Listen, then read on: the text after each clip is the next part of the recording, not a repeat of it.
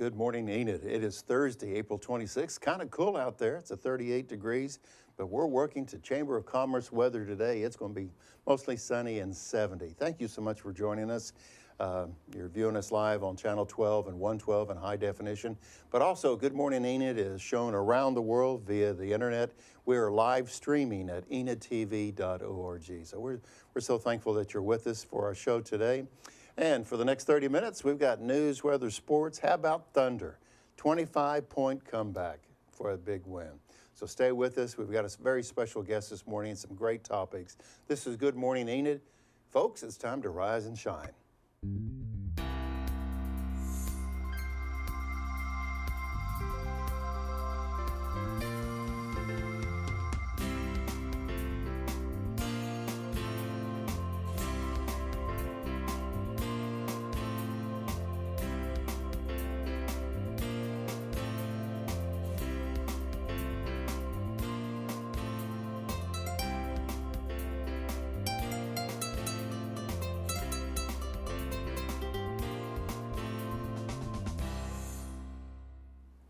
Good morning, Enid. Thanks again for joining us today. As Steve mentioned earlier, it's about 36 degrees.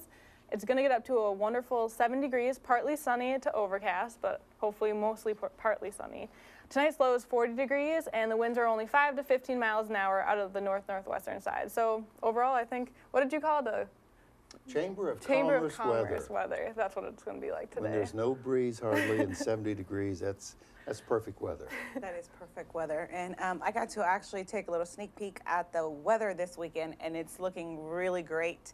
As you can see, it's in the 70s. That's my type of weather right there, and it's going to be nice and sunny. We're going to have a little bit of wind on Sunday, but I think it's all right since we're still going to be in the 70s. So it definitely looks like a great weekend for some great outdoor plans. You like the 70s because it's that Southern California weather.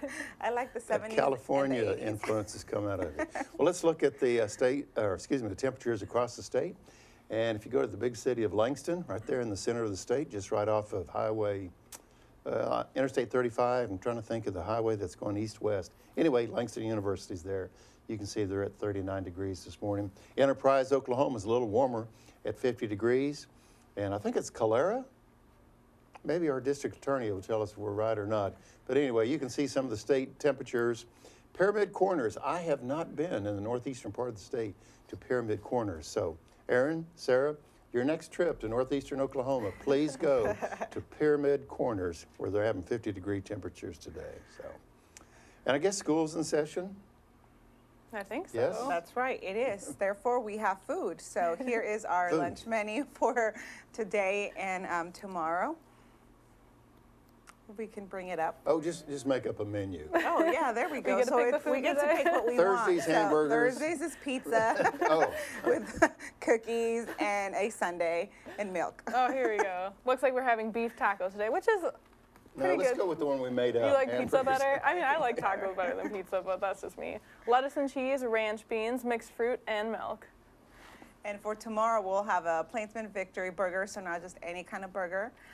Green beans, onion rings, applesauce, oatmeal raisin cookie. That's yummy, and some milk. Not just onion rings, but WG onion rings. Whole grain. So it's definitely a great Thursday and Friday to go to school. Yeah. Did you watch the Thunder game last night? No, I did not, actually. We grew 25 points down, and they came back to win this thing. I didn't watch it either. I went to bed when they were behind by. Well, anyway, we'll have more details on that. We're so glad that you joined us. Good morning, Enid. It's 7:34. As Erin said, we're working our way to a very nice 70 degrees today. And we have a very special local Enid guest here in just a few moments. So thank you for joining us. But right now, to keep us updated on the news and all the information that happened overnight, we turn to Derrick Silas. He's the bow tie guy, and he has the Oklahoma Minute.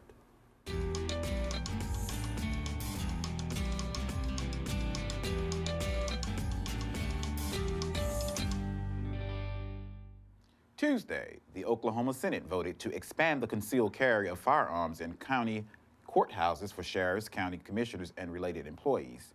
And according to reports, Amazon is planning to bring Oklahoma's first fulfillment center to the Larrett Landing near the Will Rogers World Airport in Oklahoma City.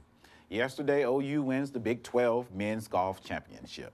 And last night, Thunder took on Utah in round 1, game 5 of the Western Conference playoffs in Oklahoma City's favor, 107-99. Utah still leads 3-2, but the next game will be tomorrow at 9:30 p.m. Here's a fun fact. Spiral Mounds, Oklahoma's only archaeological park located 7 miles north of Spiro, is a 140-acre site encompassing 12 southern mounds that contain evidence of an Indian culture that occupied the site from 850 to 1450 AD. And on this day in history, in 1986, the world's worst nuclear accident to date occurs at the Chernobyl nuclear plant in Ukraine. Many believe it to be the fulfilling of Revelation 8:11, and the name of the star is called Wormwood, and the third part of the waters became wormwood, and many died of the waters because they were made bitter. The full toll from the disasters is still being tallied, but experts believe that thousands of people died and many as 70,000 suffered severe poisoning. In addition, a large area of land may not be livable for more than 150 years. And that's the Oklahoma Minute.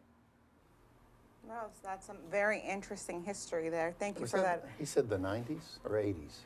I believe it was the 80s. Wow. 86, 86, wow. Yeah, so thank you for that information, Derrick. We do want to remind you guys, if there's any of you that would like to share any comments, questions, pictures with us, we would love to hear from you. You can always email us at gme@enid.org. And we do have a picture for you guys today. It is from the Doobie Brothers, and this is from, I believe, Dane, a concert he attended in OKC. Tulsa. Tulsa. I think the Doobie Brothers were in Tulsa last Saturday, so Dane and AJ, part of our ETN team, went, and front row seats right there to see the Doobie Brothers. So, yeah, send us your picture. That's fun. Yes, definitely. Also, for this great weekend, since we've already covered the weather, we know it's going to be perfect, and you guys need some plans. Here is Erin with what's happening. Thanks, Sarah. Well, actually, the weekend's starting off today. The Enid High School musical kicks off tonight at 7:30. They're performing The Addams Family. Starts at 7:30 tonight, it's 7:30 tomorrow, and then 2 o'clock on Saturday are the show times. It's presented by Enid High School, Vocal Music and Drama, and there's over 30 students in the play. It's $12 for adults and $6 for students, so go support your local high school drama club and watch The Addams Family.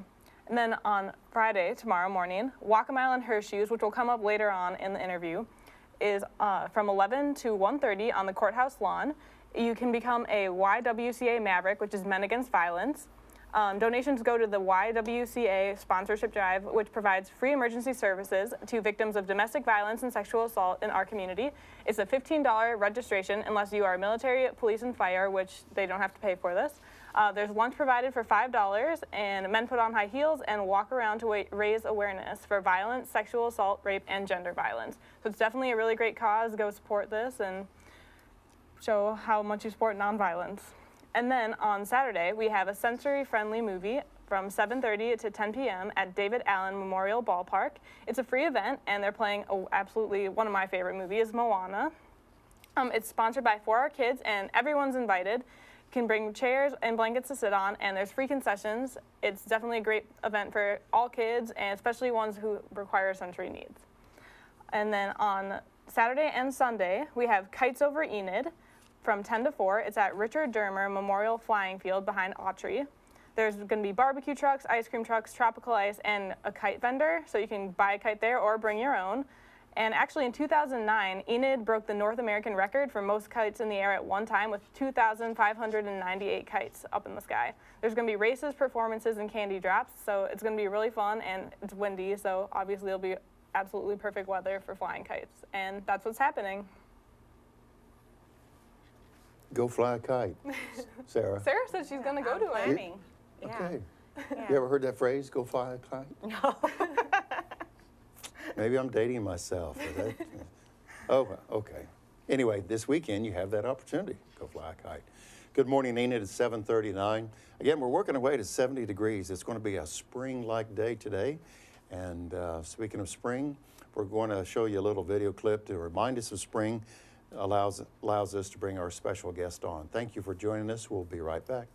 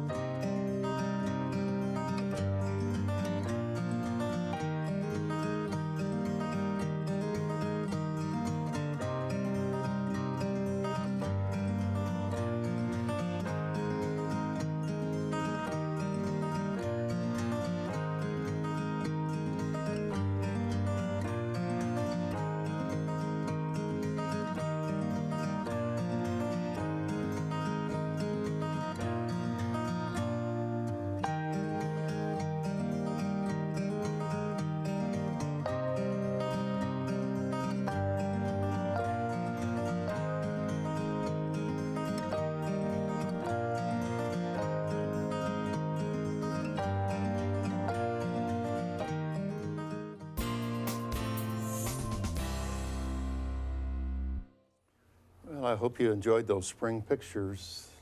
Spring has sprung. Yes, I Isn't that love something? it. One of our favorite television guests, and just one of our favorite people, is Mike Fields, District Attorney for District, I think it's 4, is that right? District 4. Mike, it's always good to see you. Hey, thanks thank for being you. Yeah, thanks for thanks being for here. having me. And you've got your jurisdiction, I believe, is 4 or 5 counties. 5 counties. So you got a big desk. I do. Big desk. Big desk. Lots of work to do. Well, we appreciate you being with us on Good Morning Enid and some of the other shows, because one thing about Mike, he's always been, through the years, you've been accessible, and of course you have very informative topics, so thanks for joining us this morning.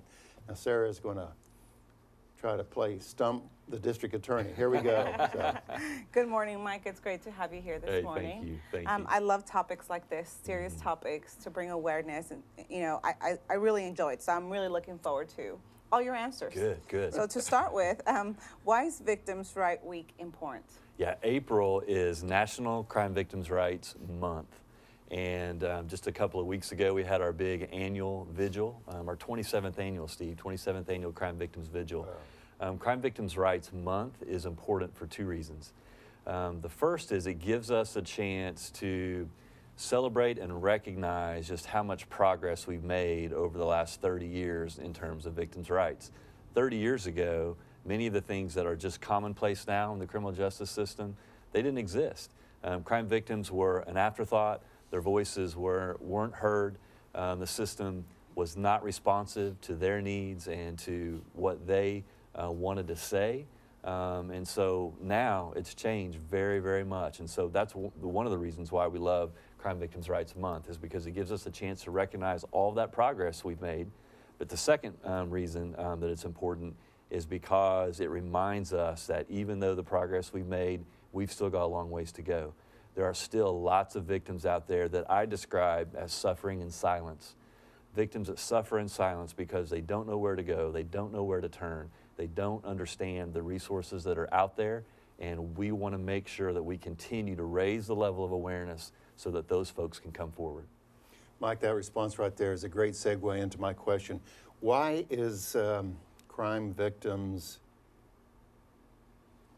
I guess the awareness, but why is it increasing? You know, you said, 30 years ago it was at one level, but now there really is this deliberate emphasis in April and May to address crime victims and to provide assistance. So what prompted all this attention now? I think it's really 2 things. I think it kind of may have started with people in the field, people in the criminal justice field, people in the advocacy field, began to push and to say, hey, the way we're treating victims is not always right. It's not always fair. We need to give them a more powerful voice.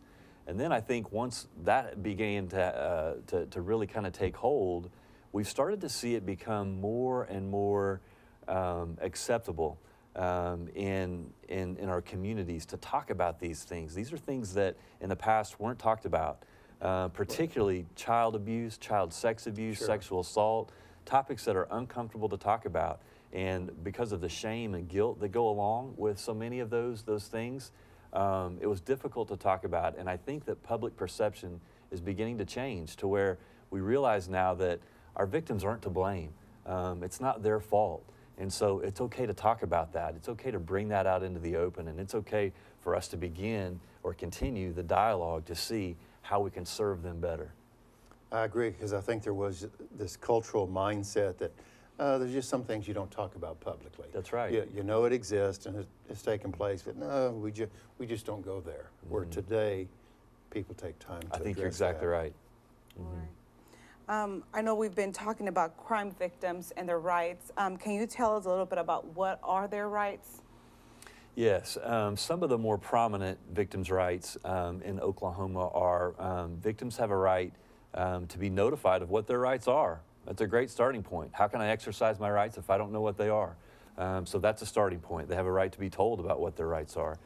They have a right to know about certain financial assistance that may be available to them in restitution. Several programs out there to deal with the financial loss and the financial damage caused by crime.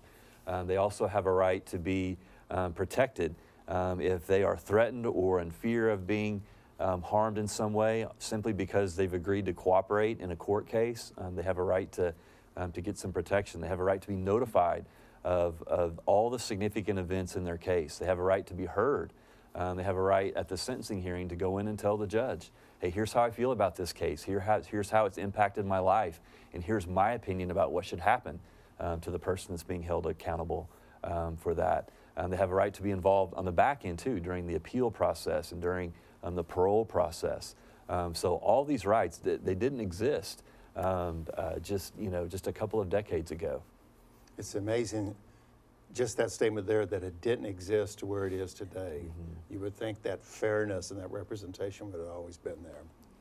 Our special guest this morning, Good Morning Enid, is Mike Field, District Attorney for District 4. Mike represents 5 counties here in the central part of the state. Mike, I think we kind of have a handle on understanding domestic violence, but can you kind of give us a textbook definition of what domestic violence really is? Certainly. The way I define domestic violence is it is a pattern of behavior designed to establish and maintain control over someone's partner. The tactics involved in establishing and maintaining this control are a couple of things we've already talked about. Guilt, fear, shame, intimidation, coercion, and then of course violence. All those things are used to establish and to maintain that control over someone's partner. I know it's always hard to imagine when we talk about topics like this, it's hard to imagine that we have that where we live, you know? But can you tell us if we have that issue here in Garfield County? We do. We are not unlike everywhere else in the nation.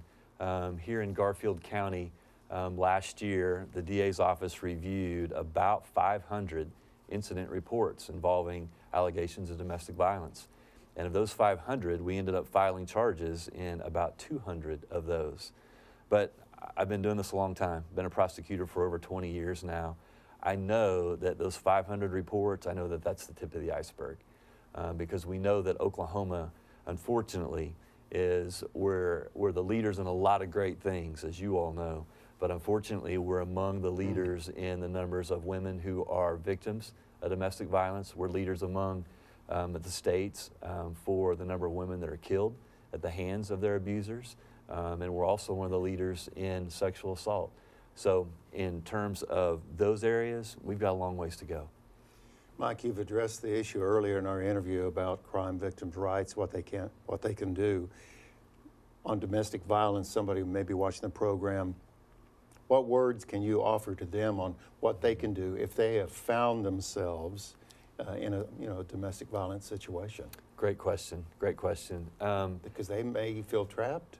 Absolutely. I mean, that's part of how and why domestic violence becomes as big of a problem as it does, is because that isolation, that intentional isolation by the person, by the abuser, becomes a powerful reason for a woman, because we know statistically speaking it's overwhelmingly women, why they stay in those relationships. But what I would say to the question of what someone can do is simply hold up their hand.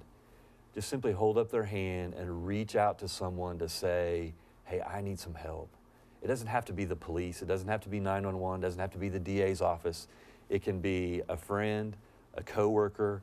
I know that our faith community in our town is doing more and more in these areas. So it may be someone at a church, at their church. Then of course the YWCA. I blow the YWCA's horn any and every chance I get. They provide fantastic services for victims of domestic violence. So that's where it starts. It starts by simply holding up your hand and saying, reaching out to someone and saying, I need some help. Because that help is out there, but we can't help folks that we don't know about. Let me interrupt real quick. Our special guest, Mike Fields, District Attorney, I want you to know that there's an event coming up that Sarah's going to talk about in a moment about walk a mile in her shoes. For Mike to be qualified to do so, we need to show some pre-football pictures, I guess it is. Well, besides that, Penn, thank you. If those pictures of Mike in his glory days playing Oklahoma football, that was his preparation to walk in high heels, right? Tell us about that picture right there real quick, Mike. That picture was, There's Coach Gibbs. In the Cotton Bowl right there after the 1993, after the Sooners pulled off the victory there. So it was quite a celebration that day.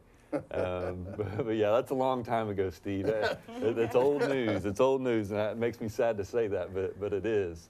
Well, we're going to come back and talk about this walk a mile. We just want to show what gave you the credentials and the ability to do that. We need to move on to some other things in our show, but we're going to come back and Sara will talk to you about that. So, okay, it's 7:51. We probably want to get back to the news. Yes, definitely. We want to bring back Derrick Silas for the Oklahoma Minute. Thanks, Sara. Tuesday, the Oklahoma Senate voted to expand the concealed carry of firearms in county courthouses for sheriffs, county commissioners, and related employees. And according to reports, Amazon is planning to bring Oklahoma's first fulfillment center to the Will Rogers World Airport in Oklahoma City. Yesterday, OU wins the Big 12 Men's Golf Championship, and last night, Thunder gets a win over Utah, 107-99 in Game 5. Utah still leads 3-2, but their next game will be tomorrow at 9:30. Fun fact, Spiral Mounds is Oklahoma's only archaeological park, and it is 140 acres in length. It contains evidence of an Indian culture that occupied the site from 850 to 1450 AD. And on this day in history, in 1986, the world's worst nuclear accident to date occurs at the Chernobyl nuclear plant in Ukraine. Reports say 70,000 suffered severe poisoning, and land is not livable for more than 150 years. And that's the Oklahoma Minute. Thank you very much, Derrick. And like Steve mentioned, we know that you have a special event coming up, and I love the name to the event, Walk a Mile in Her Shoes. Would you be able to tell us about that event? It's quite a sight. It's quite a sight to see men in our community walking around, struggling. Walking is we use that term loosely. And they're red heels, right? Red heels, red, so high heels. You can see them a mile away. Absolutely. Do they provide these heels? They do. The YWCA provides those heels, and we walk a mile. It's a fun way to bring awareness to a very serious issue. Obviously, that walk is symbolic for us, but unfortunately, that walk is a reality for far too many women in our community and in our nation. It's simply a way for some men in our community to get together, have a good time, but also at the same time, bring awareness and raise a little money for that issue to say that, hey, that's not okay in our community. We're not okay with that. Very good. Let's look at the 3-day forecast. Sara will kind of lead us through that because the Walk a Mile in the Shoe event, you want some good weather for that. So, Yes, Sara, what's and it look it's like? perfect, so there's absolutely no excuses. We can all be there. As you can see, it's going to be in the 70s this weekend, so it's going to be a great weekend. Yeah. If you're able to stay with us till 8 o'clock this morning, we had the opportunity to visit with Mark Bays. Mark is with the Oklahoma Forestry Service, and we talk about what trees to plant here in Garfield County in the Enid area. There's a picture of Mark, very enlightening, a lot of information from Mark Bays. That interview is coming up at 8 o'clock. We have a couple events that we want to talk about, and then we'll get back to our district attorney in just a moment. But speaking of trees, on Friday we have Arbor Day activities here in Enid. There's going to be a tree planting ceremony at Crossland Park, the dog park, around 9:30, I believe. And then 11:30, there will be a tree planting ceremony over at Don Haskins, where the Thunder Cares Foundation has refurbished the basketball court to make it look like a Thunder court. So that's coming up this Friday, so you want to keep that in mind. Mike, real quick, my co-host here, Sara, but there's also Sara that's close to you, and that's an acronym for Sexual Assault Response Advocate. Just real quick, what is that all about, Sara? Great question. One of the important programs that the YWCA runs, anytime a victim of sexual assault goes and reports it to police, and they go in for a sexual assault examination, the YWCA assigns them a Sara, an advocate on their behalf to help walk them through that process because it can be scary, it can be intimidating, and that person is there to be their voice and to fight for them, to answer questions they have, and to just kind of usher them through that process. And Walk a Mile in Her Shoes, that's one of the places where the money raised for that event will go to that Sara program. Well done. Very good. I love that program. We definitely always look forward to our next segment. We do want to bring Zombie. He is our, or she may be our pet for this week. Here is Charlotte to introduce us to.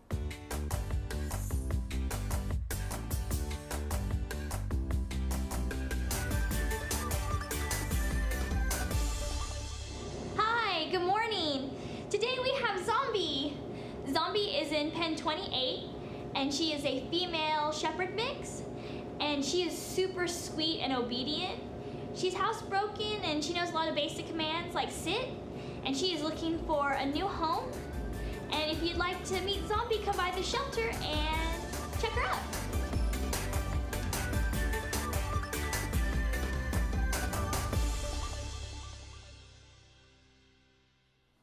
Charlotte, thank you very much. Penn, if we could, let's put Mike, our district attorney's phone number on the screen if you're watching the show. And we want to remind you that the show will play back at 11:30 this morning, 5:30 this afternoon, and 8:30 tonight. So you can tell your friends, in case you're unable to see the entire interview here this morning, that you're able to watch it 3 more times throughout the day. And of course, you can find this interview later on at enidtv.org, where we store a big library of all of our interviews, and that's at enidtv.org.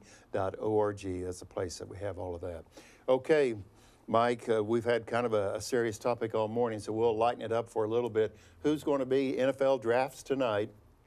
Who's the first player to go based on your college football experience and all your knowledge? Who's going to be the first? Is it the running back from Penn State or a quarterback? No, I think it'll be a quarterback. Okay. I hope it's Baker Mayfield, but I'm going to predict it's going to be Sam Darnold from USC. And I'm going to predict that Baker will end up going to the Jets. Interesting. Third. That's my prediction. We'll see. I'm just so thankful the draft is almost here because they've been talking about it for how many months? Seems like it's a long time. Long time. Every night. Yeah, pretty exciting. So how would you, I know OSU fans aren't too thrilled right now, but how would you just encapsulate your football experience at OU? A great time of growth and learning, maturity, just a really good experience that just has shaped so much of what would come later on in my life. I would think those 2-a-days prepared you for law school. Yes, very difficult, very difficult, yes. Oh, so, well, Mike, we just appreciate all that you do. Thank you for helping right the wrongs in our community and our county area and stuff like that, and you're always accessible, and we really appreciate that. You're welcome. And we appreciate Sara, too. So, Sara, is it time to go already? We're almost there. Fastest 30 minutes of the morning. That's right, that's right. And we thank you all for being here this morning and joining us. We hope that you have learned a lot this morning and can definitely share this information. Definitely hope to see you guys next Thursday. Have a great Thursday. Yep, make it a great day. Thanks, everyone.